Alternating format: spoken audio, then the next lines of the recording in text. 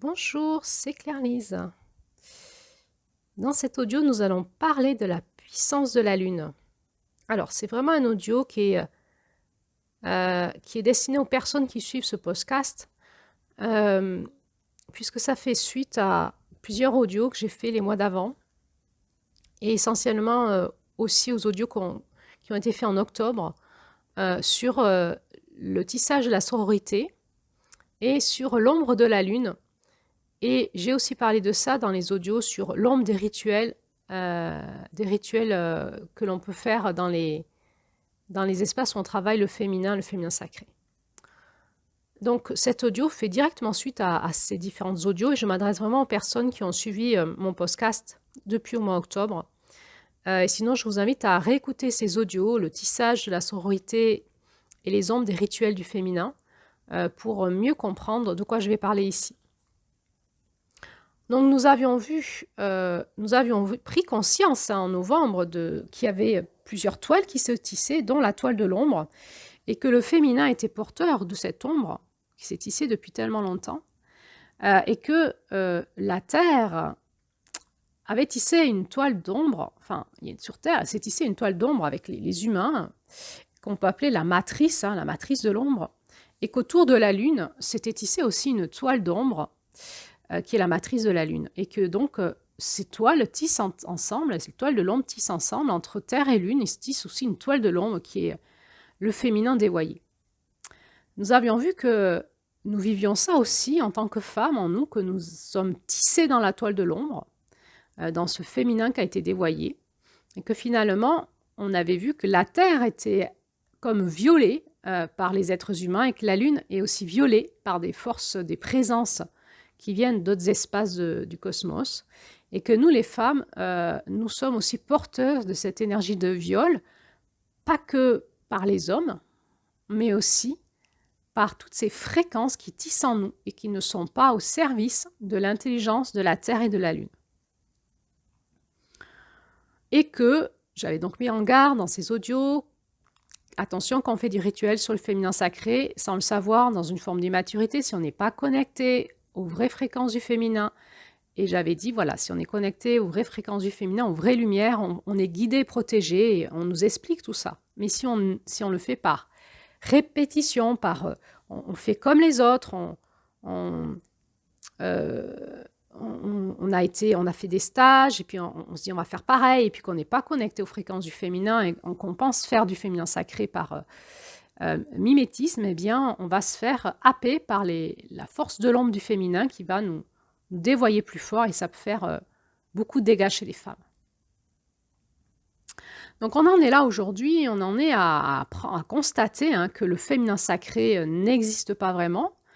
Enfin, il existe, mais en sous-jacent, très, très, très loin derrière tout ça, et que dans un premier temps, si on s'ouvre aux énergies de la Terre, de la Lune, des femmes, on a plutôt accès à des choses pas sympas. Ça nous demandait du coup de pouvoir se reconnecter à la toile de lumière dans tout ce bazar, et la toile de lumière de la Terre et la toile de lumière de la Lune, avec l'idée qu'il y avait déjà une première chose qu'on pouvait voir, c'est le reflet du Soleil sur la Lune. Ça, ce sont des fréquences qui sont saines, mais encore faut-il bien se pencher dessus. Ok, ceci étant dit, c'est une prise de conscience d'octobre, et en novembre, on va donc vivre le grand retournement, le grand redressement, le grand retournement. Qu'est-ce qu'on peut dire si je me laisse, moi, être à l'écoute de ces guidances, de ces fréquences du féminin sacré, qu'est-ce qu'elles peuvent me dire en lien avec la puissance de la Lune? Eh bien, quand on écoute dans ce grand retournement la fréquence de la lumière blanche, ou l'enseignement de la lionne blanche, si on peut dire comme ça de manière imagée, qu'est-ce que ça me dit à moi, en fait, sur la puissance de la Lune? Eh bien, la Lune a un rôle majeur dans le féminin. Sur Terre, c'est le lien qu'il y a, la Lune représente le lien qu'il y a entre le cosmos et la Terre. Et c'est comme une antenne relais qui nous transmet des énergies du cosmos, du féminin divin du cosmos, pour que ça puisse se tisser dans la matière, dans l'énergie de la Terre. Parce que la Terre, c'est l'intelligence de l'incarnation, de passer dans la matière à travers les êtres humains. les êtres humains sont porteurs des énergies du cosmos dans l'intelligence de la Terre, qui est l'intelligence de l'incarnation. C'est comme sur Terre, c'est comme si on vivait une chorégraphie dans la matière, dans l'incarnation du divin. La Terre est comme une grande pièce de théâtre où on vient incarner à travers nos corps et les lois de la matière, la chorégraphie du divin. Et la Lune a un rôle majeur là-dedans, un rôle majeur qui est ce rôle d'antenne relais qui fait passer des fréquences du cosmos, du féminin divin du cosmos, d'autres espaces fréquentiels qui n'est pas ceux de la Terre, et qui envoie sur Terre ces fréquences, et qui réinforme la Terre de ces fréquences, mais aussi les femmes et le corps des êtres humains, le jour, la nuit, dans ce tissage entre le rythme de la Lune, de la Terre et du cosmos. Alors on est voilà dans ce mystère du tissage entre les femmes, la Lune, la Terre. On en avait parlé dans l'audio sur tisser la toile de la sororité. Je vous invite vraiment à l'écouter parce que tout est dit là-dedans. Je ne vais pas revenir là-dedans. Nous allons parler dans la prochaine audio de la sororité concrète sur Terre. Donc, en octobre, on avait parlé de tisser la toile de la sororité. On était plus dans le côté spirituel, dans comprendre en fait l'esprit de la sororité, la fréquence, l'intelligence. Et là, en novembre, on incarne la sororité. On l'incarne. C'est plus des théories, on l'incarne. Et on va comprendre que la Lune a un rôle majeur dans l'incarnation de la sororité, enfin du féminin divin sur la Terre. Pourquoi? Bien parce qu'il y a une intelligence du féminin qui est liée à des rythmes constamment, dans un tissage particulier. C'est comme un métier à tisser dans une intelligence divine qui tisse toujours la même chose au même rythme, qui est le rythme de la Lune, et qui est complexe parce que la Lune, elle éclaire notre nuit qu'en pleine Lune. Sinon, elle éclaire aussi nos journées et un peu nos nuits. Et des fois, elle monte, des fois, elle descend. Elle reflète la lumière du soleil. Et quand elle est en lune qui reflète la lumière du soleil, elle reflète certaines fréquences. Et quand elle est en lumière noire, qui reflète autre chose d'ailleurs, elle est dans d'autres fréquences. Et elle joue comme ça entre les fréquences de la lumière noire et de la lumière blanche dans notre inconscient. Elle vient travailler notre inconscient dans notre conscience du jour et de la nuit, et entre autres dans tout l'espace en nous du sommeil et de la nuit. C'est l'espace du féminin, tout ce qui est caché dans notre intériorité. Et elle travaille dans nos espaces émotionnels, mais aussi de réinformation de fréquences, jusque dans notre ADN, mais aussi dans notre conscience, par l'intermédiaire des rêves, par l'intermédiaire de tout le monde de la nuit. Et la Lune vient tisser avec nous, dans notre corps, dans notre énergie intracellulaire, dans l'ADN, dans notre émotionnel, mais aussi dans notre conscience, de notre esprit, qui n'est pas l'esprit du soleil, de la conscience masculine, mais qui est l'esprit de la Lune, de la conscience féminine. Alors, on peut se dire, ok, c'est super, je comprends à peu près l'idée. Donc, ça tisse entre la Terre, ça informe la Terre aussi, et toute la famille planétaire, les plantes, les minéraux, mais jusqu'au centre de la Terre. L'espace cristallin du centre de la Terre est réinformé en permanence par les fréquences du Soleil et de la Lune, du masculin et du féminin. Et donc la Terre émet ça, et quand on est branché au centre de la Terre, on reçoit ces informations, ces réinformations en permanence, cette intelligence de la Terre qui évolue. La Terre évolue en intelligence, en fréquence, et nous avec. Et plus on est branché sur le centre de la Terre, plus ça réinforme notre intelligence intérieure, et on évolue dans cette intelligence de l'humanité grâce à ces fréquences qui passent par le cosmos. Mais en plus, la Lune aussi tisse avec la Terre et vient réinformer dans nos corps, mais aussi dans notre conscience, qu'on soit homme ou femme, tout ça. Et les hommes, ça va passer par leur espace du féminin, et les femmes, en plus, par leur espace de l'utérus et des ovaires. Et on voit la puissance que ça a, parce que dès que les femmes se reconnectent à la Terre et à la Lune, elles vont avoir le rythme de leurs règles qui va se caler sur le rythme de la Lune. Donc il y a vraiment quelque chose d'énergétique très puissant chez les femmes qui est vraiment en lien avec la fréquence de la Lune. D'où notre intérêt à pouvoir nous reconnecter aux espaces fréquentiels de la Lune qui ne sont pas dévoyés, qui sont des espaces divins, de fréquences divines, de fréquences de pure lumière. Parce que si on se branche sur la Lune avec notre utérus sur les fréquences dévoyées de la Lune, c'est-à-dire sur la toile noire de la Lune, eh bien ça va pourrir notre utérus, ça va pourrir notre féminin, et ça va nous assombrir, ça va nous plomber, et on peut faire comme ça des rituels ou une évolution avec le féminin sacré dans des stages, des processus en lien avec la Terre et la Lune, et au lieu de... On se fait avoir en fait, au lieu de s'éveiller dans notre puissance, on va se plomber plus. Alors, profondément, on est là au cœur de l'enseignement, de cet enseignement amérindien. Et j'ai envie de dire, il est là le cadeau de cet enseignement amérindien. En tout cas, c'est ce cadeau que moi j'ai trouvé incroyable dans cet enseignement amérindien qui nous vient de femmes sages, même de tribus qui l'ont exploré pendant des années, qui ont fait ce travail énorme d'aller retrouver ces connaissances, de partager les enseignements qu'elles ont reçus, de les vivre dans la matière et de les transmettre aux jeunes et de nous retransmettre à nous, femmes occidentales. Il y a quelque chose qui est vraiment incarné, qui a été fait par beaucoup de femmes, beaucoup de tribus, de femmes sages, qui a été expérimenté. Et à nous de nous ouvrir à cet enseignement et de le vivre. Ou alors de continuer à papillonner avec un peu de New Age, un peu de Marie, un peu de Marie-Madeleine, un peu d'Isis, un peu de machin, un peu de trucs, une belle musique. Je mets tout ça dans du féminin sacré, puis je fais des rituels. Il n'y a rien de structuré, il n'y a pas de spiritualité du féminin qui se tienne, il n'y a pas une voie initiatique, il n'y a pas quelque chose qui nous contient, qui nous enseigne, qui nous montre l'ombre et la lumière du féminin sacré. On va se faire happer par l'ombre.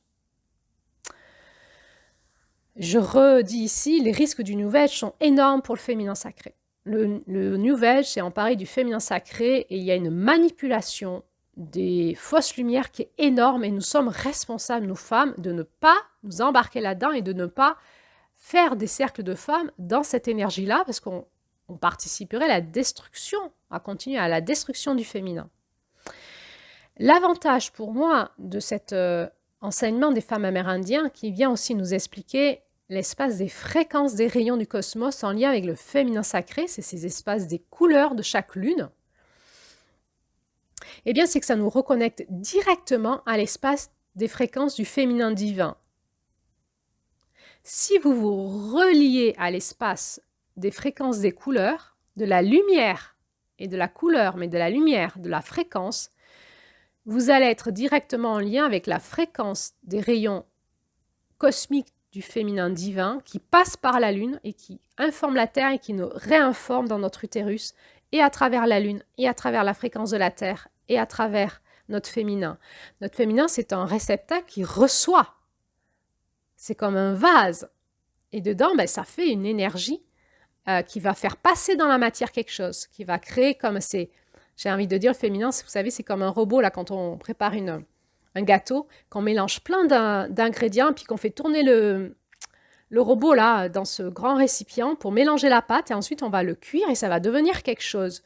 Eh bien, l'idée, c'est que notre féminin, c'est un peu ça. Ça reçoit des fréquences du cosmos, des fréquences de la Terre, parce que l'intelligence qui passe par la Lune, c'est une intelligence cosmique, du féminin cosmique.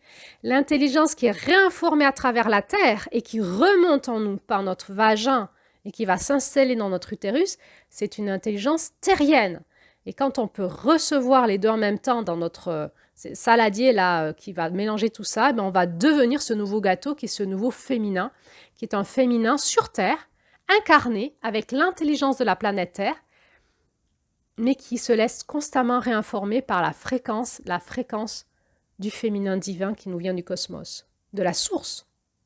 Eh bien, les fréquences de ces rayons de chaque mère sont des fréquences de rayons cosmiques et on pourrait dire que chaque mère représente une fréquence cosmique du féminin qui est venue s'incarner sur la Terre et qui nous montre par l'exemple qu'est-ce que c'est d'être une femme incarnée sur Terre en lien avec ces fréquences.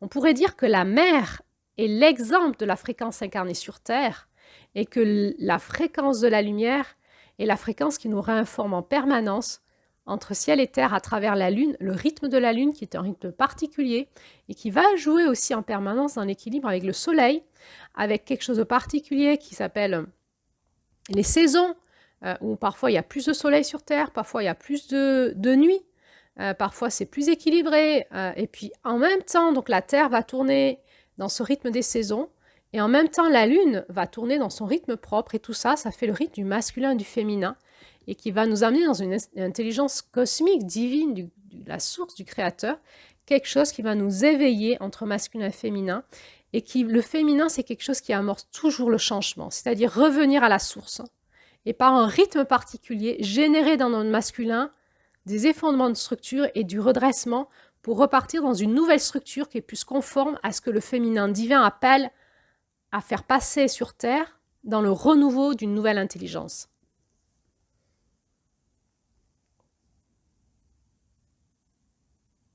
Alors bien sûr que la Lune est puissante. Elle a un rôle d'être un satellite, comme une antenne relais qui fait passer les fréquences de ces rayons cosmiques dans une intelligence du féminin.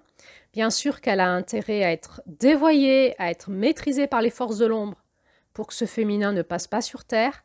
Et bien sûr qu'il y a intérêt, qu'est-ce que nous dit la lumière inversée, les forces de l'ombre? D'une part, on nous dit connectez-vous à la Lune, faites plein de rituels avec la Lune, c'est génial, c'est du chamanisme, allez-y. Et puis là, on se fait, et avec la Terre et tout ça, faites vos trucs de femmes autour du feu et tout.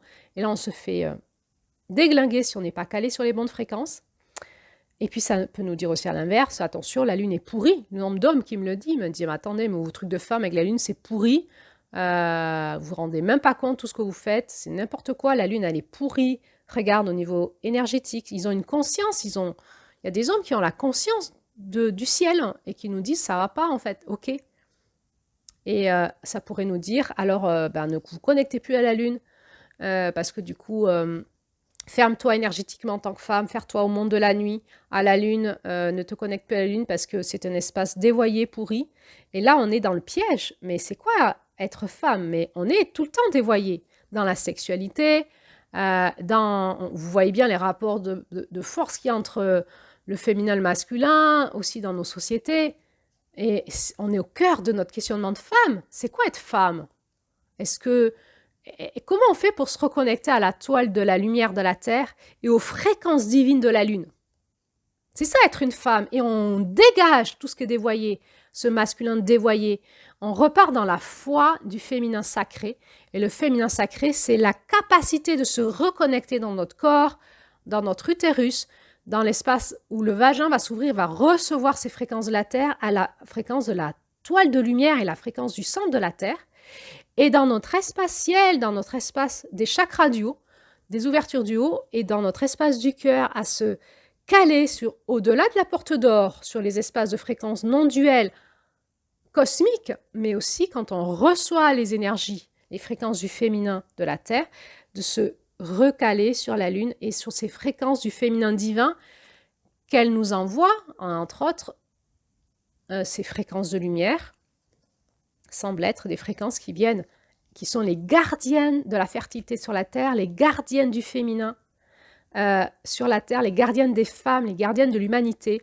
Et moi, quand je vais dans mon cœur, que je me connecte à ces fréquences, voilà ce que ça me dit. Ça me dit, nous sommes les fréquences qui viennent protéger la Lune, protéger la Terre et protéger les femmes et les enfants de tout ce qui est dévoyé pour que l'humanité puisse continuer l'évolution, son évolution sur Terre, mais aussi son évolution dans la conscience, parce que les femmes réinforment dans la façon dont se tissent les enfants dans leur ventre, l'ADN, l'espace mémoriel au niveau de la mémoire cellulaire, et toutes ces femmes qui sont dans un utérus de lumière, un utérus qui est connecté au féminin divin, de la Terre et du ciel, du cosmos, peuvent réinformer leur utérus d'une puissance du féminin divin, et donc du féminin sacré sur la Terre, et ont une puissance de faire passer dans la matière les rêves de l'humanité, c'est-à-dire les fréquences divines des âmes sur Terre, sans se laisser dévoyer à gauche et à droite par les forces de l'ombre qui veulent annexer le féminin et le détruire. C'est fini ça, nous savons faire, nous reprenons notre pouvoir personnel, mais il est urgent que toutes les femmes qui initient le féminin sacré soient des femmes initiées, connectées dans la conscience, à l'écoute des fréquences maîtres. Sinon, on participe en fait à une surinfection qui va détruire totalement ce qu'on croyait du féminin sacré, qui était finalement un féminin sacré qui s'était ouvert à se laisser surinfecter par ces forces de l'ombre qui sont les forces de la matrice de l'ombre de la Terre et de la matrice de l'ombre de la Lune et de tout ce qui veut nous raconter des bêtises pour qu'on n'aille pas dans notre féminin sacré. Pourquoi? Parce que si nous sommes des femmes avec des utérus de lumière qui savons faire passer sur Terre les fréquences de la lumière du féminin sacré, eh bien, il y a une puissance de réinformation de l'humanité qui est énorme et qui va passer sur les fréquences de la matrice de la Terre, les fréquences de la matrice de la Lune et de la matrice des femmes, et qui va réinformer l'inconscient collectif, l'espace fréquentiel des matrices, en fait, et si les matrices se changent, si les matrices deviennent des matrices de lumière, alors l'humanité entière change. Parce que nous baignons dans des matrices, nos corps réceptionnent de l'info, et ça fait des éveils de conscience et des changements d'être humain, des changements aussi dans l'ADN, etc. Donc, c'est pour ça qu'il est dit dans le chamanisme du féminin que le changement de monde passera par les femmes et nous devons retrouver notre féminin sacré. C'est pas du blabla, c'est pas un effet de mode, c'est un travail sur nous, c'est une discipline, c'est une conscience, c'est une écoute en permanence de ces fréquences guides.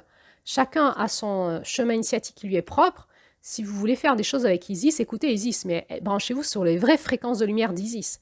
Si vous voulez faire des choses avec Marie, faites avec Marie, mais écoutez les vraies fréquences de lumière de Marie et laissez-vous initier par ce chemin initiatique, trouvez vos maîtres initiatiques qui vous guident. Et bien là, moi je vous propose quelque chose de très structuré, de très contenant, qui est un enseignement de de plein de femmes qui ont expérimenté ça pendant la nuit des temps, de toute une intelligence, j'ai envie de dire, d'une culture, d'une civilisation. C'est l'intelligence des fréquences qui sont les gardiennes du féminin sacré sur la Terre. Donc ce sont des fréquences du féminin divin qui passent, qui réinforment la Lune, qui réinforment la Terre, qui réinforment nos champs électromagnétiques sur tous les plans, qui réinforment notre féminin sacré dans un rythme particulier qui est le rythme de la nature de la Terre et de la Lune et de l'évolution de la Terre dans le cosmos, en lien avec l'évolution aussi de l'humanité. Et que je vous propose, si vous voulez suivre ce chemin, comme moi je le suis depuis une dizaine d'années maintenant, de voir qu'est-ce qui se transforme en vous, comment vous pouvez générer cette transformation en vous, chez vos enfants, dans votre famille, autour de vous, dans l'humanité. Et plus nous serons ensemble, entre femmes, en chemin sur cette résurrection intérieure de reconnexion aux forces de puissance, soyons assurés que toutes les fréquences divines n'ont rien à voir avec ces fréquences pourries. D'un coup de baguette magique, elle les balaye, elle les réinforme. On n'est pas du tout sur les mêmes zones de puissance.